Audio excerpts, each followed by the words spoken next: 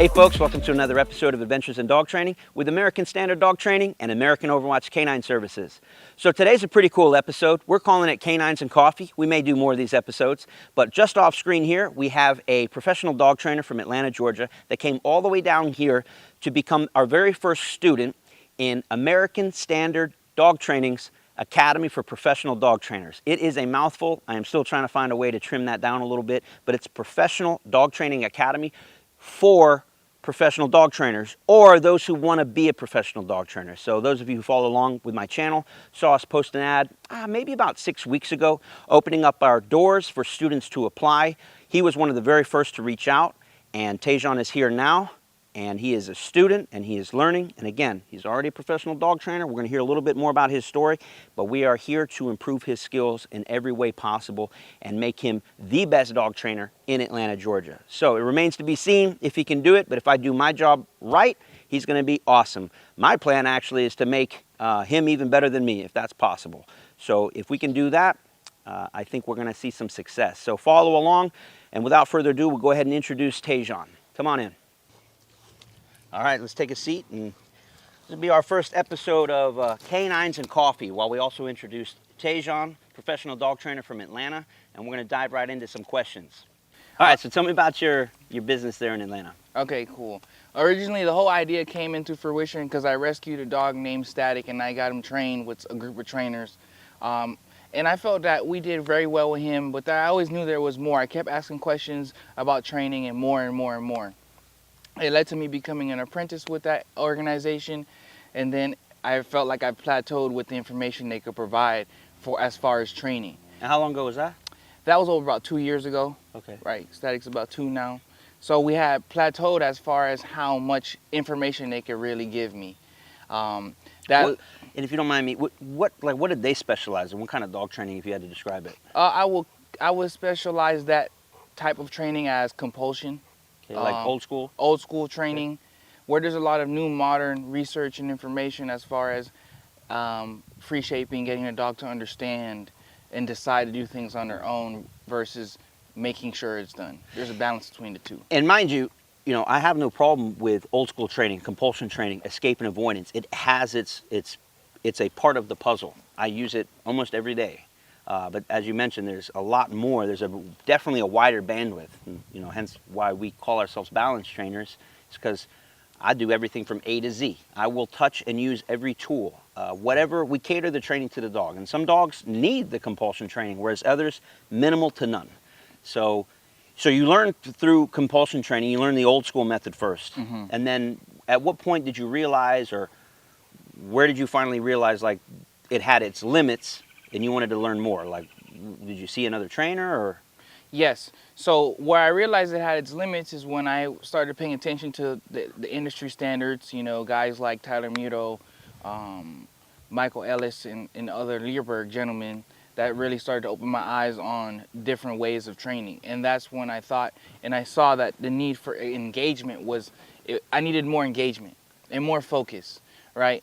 Less, the dog's doing the commands, but, it's focused on a cricket or a squirrel. Okay. He goes down, but he's looking over there. I wanted a dog that was focused on me. Okay. Right. So you feel like your dogs, they were performing, but, lacking focus. Yes. Okay. So then how did we get from that to you're here now with us? So what really happened was I had really came across a couple YouTube videos. That's what the internet is magic, isn't it? Yeah. Came across a couple YouTube videos, and then I was watching and learning, implementing, because I'm a very visual guy. I can sit there and study the timing and learn what's going on in the details. Mm-hmm. Then I went to your website and I saw you were down in South Florida. Mind you, I went to high school here. I was raised here, so I was like, you know what? Let me reach out to him and see if he'll do a mentorship or shadowing. And then you had rolled out the whole dog training academy. Right. So, yeah. So it was just like everything was meant to happen as is. Yeah, I think you were one of the first people to reach out. We had, more than a handful of people reach out for our Academy for Professional Dog Trainers, which is brand new down here in South Florida, first of its kind. And so he reached out, one of the first. We have a few people lined up, but we were able to get him on the calendar first, and here we are. And we're actually about 24 hours into the program. And I shouldn't even say it that way. We did a 10-hour day yesterday because this is very intensive. This is not just 1 hour a week. All right? This is just like for the dogs, like a boot camp. We're going to tear you down and build you up. So maybe tell us a little bit about your experience just in the last, 10 hours, the last 10 hours. So, yesterday, please. Mind you, being a dog trainer is being more than training dogs. So yesterday we did everything from sales consulting to free shaping behaviors, dropping off and picking up from clients. So there's a lot of details that really can't be taught that you just have to go and see. And I have been paying attention because attention pays. And I have been focused on what happens at the drop off, what happens when we're teaching dogs, how to really refine your training sessions to where they are so valuable that you don't need to do these extended training sessions. You know, there were some dogs that we needed to do extended training sessions that have been here a little bit longer, and it was just time to clean up some behaviors. They're going home and we have a certain standard. You know, I think me and Garrett see the eye on the level of standard we expect these dogs to do when they go home. Absolutely. Right. We are some of the best trainers and they come to us for a reason. Speaking of dog training, Thanos, I know something interesting in the grass, but you got to stay on that place board, my friend. So he's got that black coat and cooking in the sun, so we'll give him a break here in a second off camera. In fact, Mike, if you don't mind, go ahead and call Thanos over there and get him some water. Free. All right, so as he talks, you know, it makes me think of things, and one of the things that we think about, even though this is an academy for professional dog training, this is a school, but what makes our school special, this is not just classroom. Yes, there's some classroom portions, but this is a day in the life. This is living, breathing, experiencing it. It's one thing to read something in the book or to watch something on a video or to see something drawn on the chalkboard. We use a marker board. How about we just get out there and do it? You want to learn how to speak to clients? You're coming with me. We're going to go see the client. You want to learn how to talk to a client on the phone? You're going to sit there while I'm talking to the client on speakerphone, and we're going to debrief afterwards, and we're going to improve and constantly sharpen the knife, so to speak. If he's a samurai sword, he's going to leave here razor sharp. So it's everything from A to Z, just like with the dogs.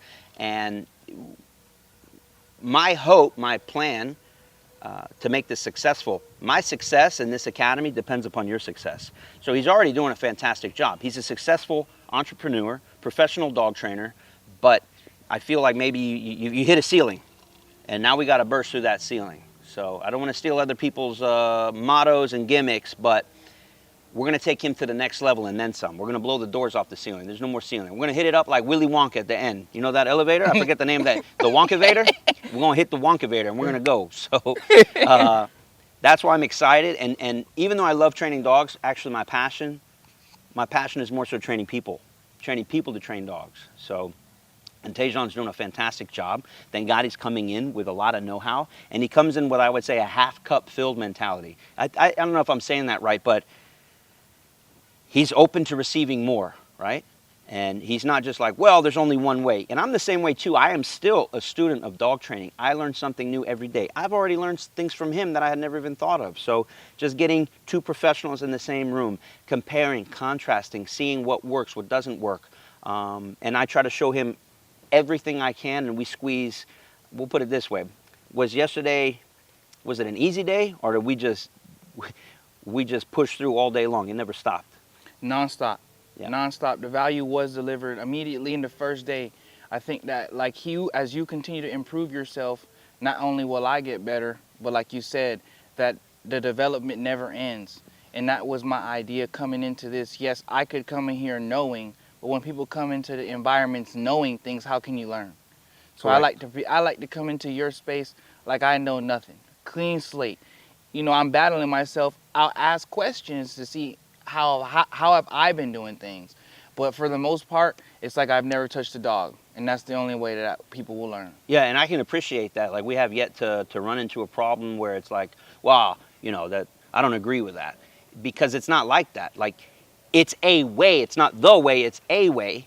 And my job is to put as many tools in his toolbox as possible.